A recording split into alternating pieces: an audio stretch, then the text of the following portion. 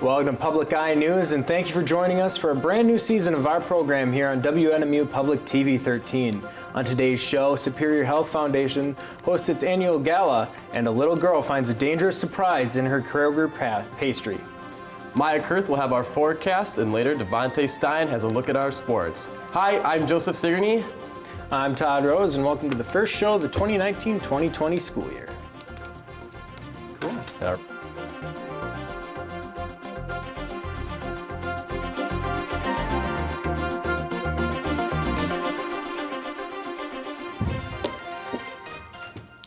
Saturday night, the American Legion Post 131 honored David Kremel with the Hub Perosk Citizenship Award. The award recognizes its recipients for their work in the community. In the case of Kremel, work and the community are inseparable. For 35 years, he was the sheriff in Alger County, saving numerous lives along the way. Kremel remarked, quote, "It's quite an honor and a surprise. I've been retired for quite a while now, and for this to come up, it's pretty neat," end quote. Kremel is only the 9th person to receive the award since it began in 1993. And the New Northern Center hosted the 8th annual gala for the Superior Health Foundation Saturday evening. More than 400 people were in attendance for the event, which offered hors d'oeuvres, prizes, and live music. The gala is the biggest fundraiser event of the year for the foundation, and according to Executive Director Jim LaJoy, this year's edition was estimated to have raised more than $90,000, almost $10,000 more than last year's event. The Cliff Shaft Mine Museum in Ishiphing hosted its inaugural Iron Ore Heritage Celebration Saturday. Several guest speakers looked back on historical significance of the mining industry. Blacksmiths were on hand demonstrating how they shape iron into various artifacts. There are also numerous food, vendors, artisans, and live music. Mine officials even offered a one-of-a-kind tours of the property and all equipment. It was amounted to a full day of educational family fun, and be sure to stop by the museum before it closes for the winter season on the last Saturday of September.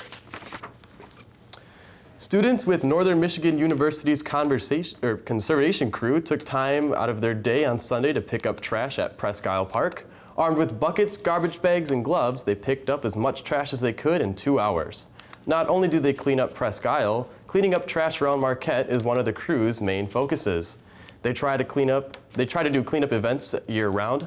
The volunteers ended up collecting around 60 pounds of trash during the event. Bob Chapman, the former chair of Presque Isle Park Advisory Committee, said it was the most student volunteers he's ever seen. Fire crews were called to a residence in Ishpeming yesterday after a fire broke out around noon. Crews arrived to the house just prior to 12:30 to battle the blaze, which was eventually extinguished. The 2 people at home during the time of the fire were uninjured. The cause of the fire is under investigation, though there are no suspicions of anything out of the ordinary. And a 67-year-old man is in custody in Iron Mountain after reports of an active shooter were made at the Immaculate Conception Church.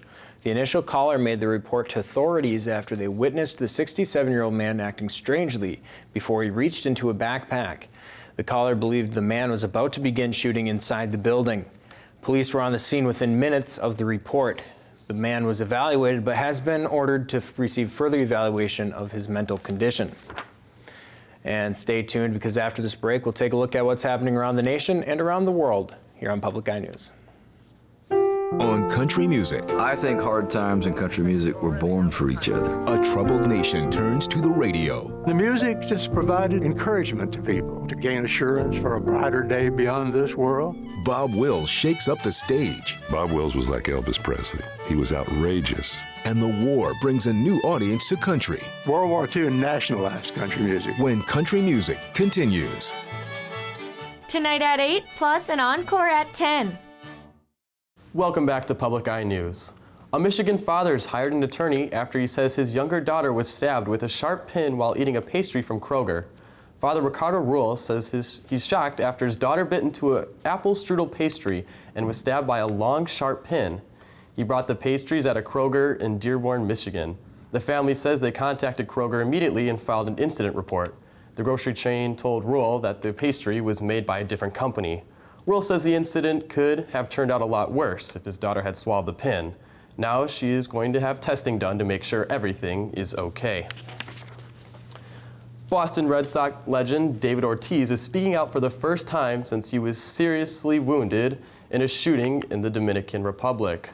Ortiz told the Spanish language network, Univision, he wondered if he would survive. Mola Lenny has covered this story since the shooting in June. I have no problem with nobody. I'm not a person that causes any problem.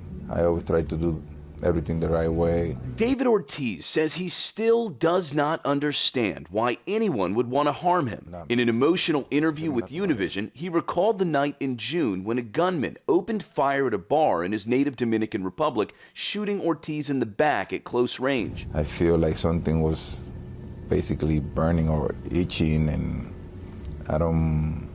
doesn't feel right. Doesn't feel right, but I never had that feeling before, so it's crazy to describe. Doctors had to remove the former Red Sox player's gallbladder and part of his intestines before he was taken to a hospital in Boston, where he remained for more than a month. Since the shooting, more than a dozen people have been arrested. Authorities say the intended target was another man, not Ortiz.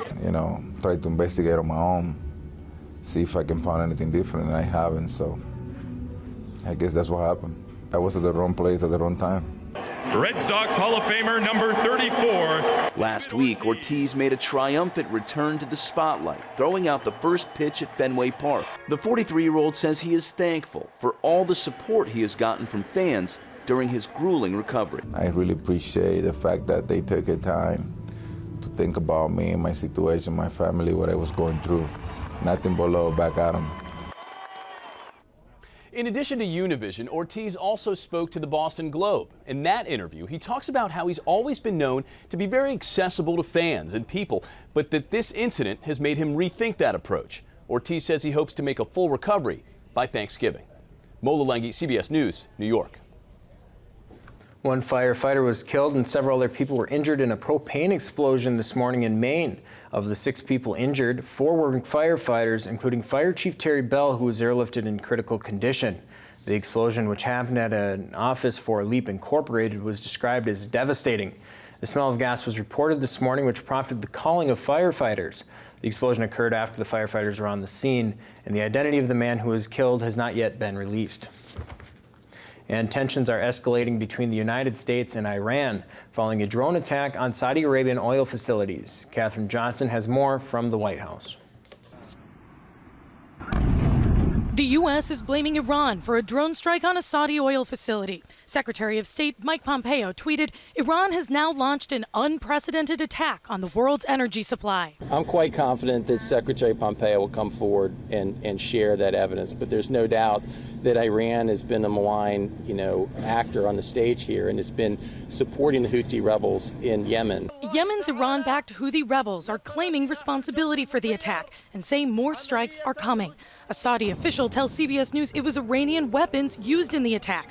President Trump tweeted last night, there is reason to believe that we know the culprit, are locked and loaded depending on verification. Iran denies any role in the attacks, calling the U.S. claims unacceptable and baseless. But tensions are on the rise in the region. If indeed Iran is responsible for this attack on Saudi oil infrastructure, it really brings us to a point where we haven't been before. Iran's Revolutionary Guard seized another oil tanker in the Strait of Hormuz Monday, sending oil prices up even more. But President Trump has authorized the release of fuel from the U.S. Strategic Petroleum Reserve if it's needed. This is not the 1970s oil embargo. It's not 1990 with Iraq invading Kuwait.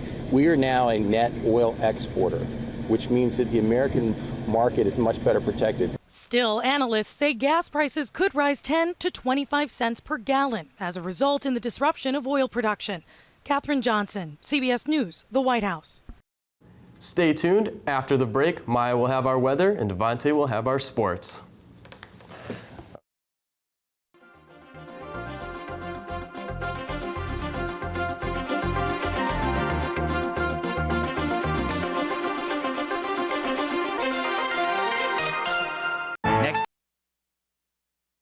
Next time on Antiques Roadshow, how much could this Hot Wheels toy car be worth? Did you ever test it yourself? No, I didn't. It was probably the one time in my life where I actually minded my parents. So it went into a box and a trunk, and stayed there until just very recently. This is the holy grail of Hot Wheels. Find out more about it next time on Antiques Roadshow from Salt Lake City, Utah. Tuesday at 3 p.m. on WNMU TV. Hi, I'm Maya Kurth with your weather forecast today. Currently, we're looking at the NMU Skycam. It's sunny. Classes are winding down for the day. Moving on to current conditions, it's partly cloudy, 68 degrees, east-southeast winds 6 miles per hour, and barometric pressure at 30.08, falling. Looking out to tonight, it's going to be partly cloudy, low of 61 degrees, winds south 13 miles per hour. Tomorrow, it's going to be mostly cloudy, a high of 79 degrees, south-southwest winds at 15 miles per hour. All right, looking at our current temperatures in Sault Ste. Marie, it's going to be 63 and cloudy. Moving down to Manistee, it's going to be 63, 63 in Escanaba, 65 in Menominee. Moving over to the western side, it's going to be 74 and sunny in Iron Mountain, 79 in Ironwood, 73 in Houghton, and then back in Marquette, it's going to be 68 and partly cloudy. Looking ahead, on Wednesday, we're going to have a high of 79 degrees, low of 63, partly cloudy. Thursday, we're going to have a high of 74, low of 61, AM showers. And Friday, we're going to have a high of 77 and a low of 64 degrees, partly cloudy. And just as it was warming up outside, I heard it's heating up on the volleyball court for our NMU volleyball team. Thanks, Maya. Let us start things off here with women's volleyball today as the women traveled to Indianapolis this past weekend for some tournament action. Starting the day off, the Wildcats fell to St. Leo University 3-1. Following that, the Wildcats picked up their first sweep of the season over Gannon. Sophomore Lizzie Stark led the offense with 31 kills on the day. Defensively, sophomore Lauren Caprini led the defensive wall with 38 digs. The Wildcats now look ahead to conference play as they take on Grand Valley State University Friday night, followed by Davenport University Saturday. Heading over to NFL scores from yesterday's action, the Lions topped the Chargers with the score of 13-10. The Packers defeated the Vikings 21-16. The Rams outplayed the Saints on their way to a 27-9 victory. New England routed the Dolphins 43-9. Lastly, the Bears had a crazy ending to their game as they defeated the Broncos 16-14. Some crucial injuries from yesterday's game. The Pittsburgh Steelers announced their quarterback Ben Roethlisberger will miss the remainder of this season. Roethlisberger is set to be placed on injured reserve as he is to have surgery on his right elbow. There is no current timetable as to when he will play again. Another star quarterback going down yesterday as Drew Brees is expected to undergo thumb surgery on his right hand that will sideline him for at least 6 weeks. It has been undecided whether the Saints will place Brees on injured reserve to free up a roster spot. Brees would have to miss at least 8 weeks if he was placed on injured reserve. The NFL's highest-paid backup and former All-Pro Teddy Bridgewater will lead the offense while Brees is sidelined. And that's all the time we have today for Public Eye News. I'm Joseph. And I'm Devontae. And on behalf of all of us at Public Eye News, good night. All right.